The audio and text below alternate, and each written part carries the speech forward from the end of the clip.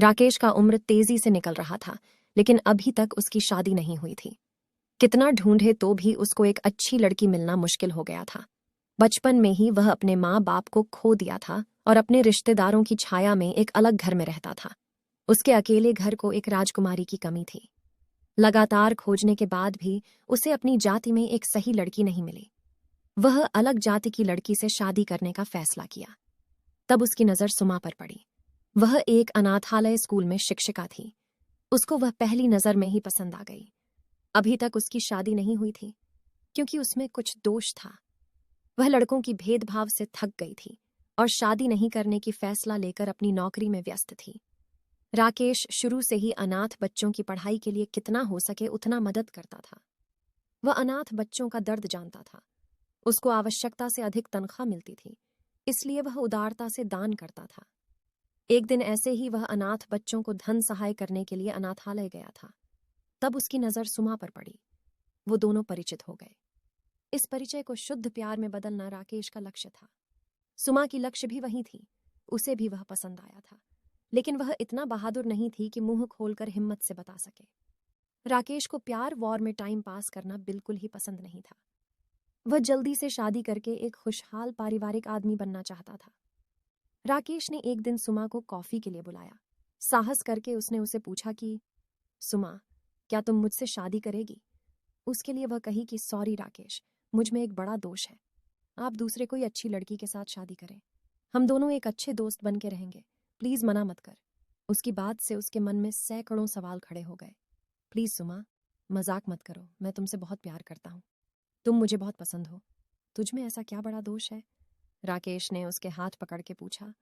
वह नहीं जानती थी कि उसे क्या कहना है।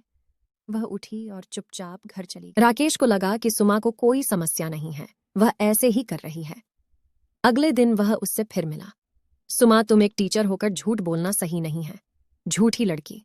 अगर मैं तुम्हें पसंद नहीं है तो सीधे मुंह पर कह दो। उसे छोड़कर क्यों झूठ बोल रही हो तुम? तुझमें क्या समस्या है?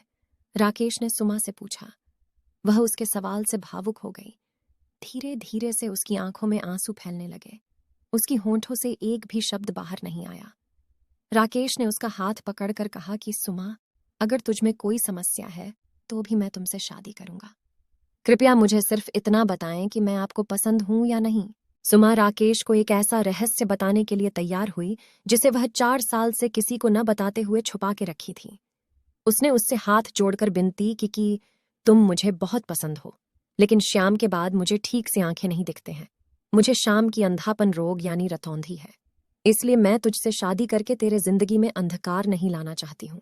इसलिए प्लीज मुझे छोड़ दो। इसके लिए वह, क्या सुमा तू भी ना? तुमने तो मुझे इतनी सी छोटी बात के लिए डरा दिया। शाम की अंधापन रोग यानी रतौंधी कोई बड़ी बीमारी नहीं है। मैं तुमसे शादी करूंगा। प्लीज सुमा, इसे मान लो। मेरी लाइफ में विटामिन एस की कमी है तो तेरी लाइफ में विटामिन ए की कमी है। शाम के वक्त मैं आंखों में आंखें डालकर तुम्हारी रक्षा करूंगा। मैं तुम्हें शाम के वक्त रानी की तरह देखूंगा। आप मेरी शाम की रानी हैं। प्लीज शादी के लिए मान लो सुमा। राकेश ने उसे बहुत तरीके से विनती किया। अंत में थोड़ी देर सोचने के बाद सुमा उससे शादी करने को तैयार हो गई। राकेश ने सुमा से पूछा कि आप इतने साल से शाम को बिना आंखों से कैसे समय गुजारी? इसको सुमा कही कि देखो बेबी, ये सुमा मामूली समस्याओं से नहीं डरती है। मैं चुनौतियों से प्यार करती हूँ और हिम्मत से उनका सामना करती हूँ। राकेश ने उसके आत्मविश्वास भरे शब्दों को दिल खोया और उसकी तारीफ की। साथ ही उसने उसे साहसी सुमा शीर्षक दिया। बड़ों, परिवार के सदस्यों और शुभचिंतकों के आशीर्वाद के साथ उन दोनों की शादी साधारण तरीके से हुई। शादी होने तक कोई समस्या नहीं आई थी, लेकिन उसकी सुहाग रात के दिन समस्याएं आने की संभावना थी। शाम को सुमा को आंखें नहीं दिखते हैं, ये सच उसके घर वालों के सिवाय किसी को नहीं पता था। उसके करीबी सहेलियों को भी उसकी समस्या के बारे में कुछ नहीं पता था। सुमा इस सीक्रेट को सीक्रेट ही रखने के लिए बहुत प्रयास की। उस दिन नए दंपतियों की सुहाग रात की तैयारियां धीरे से चल रहे थे। सुमा की सहेलियों ने जानबूझकर उसके ऊपर शादी के दिन से भी ज्यादा मेकअप डाले थे और उन्होंने उसे यह कहकर छेड़ा कि अगर आपका पति तुझे ऐसे देखा तो वह पागल हो जाएगा। आज रात वह तुझे बिल्कुल ही सोने नहीं देगा। वह आपको बहुत यातना देगा। उनकी तमाशा में सुमा की सीक्रेट ही रही। किसी को भी उसकी समस्या के बारे में पता नहीं चला। सुमा खुशी की आहें भरी और शर्माते हुए सुहाग रात की कमरे में चली गई।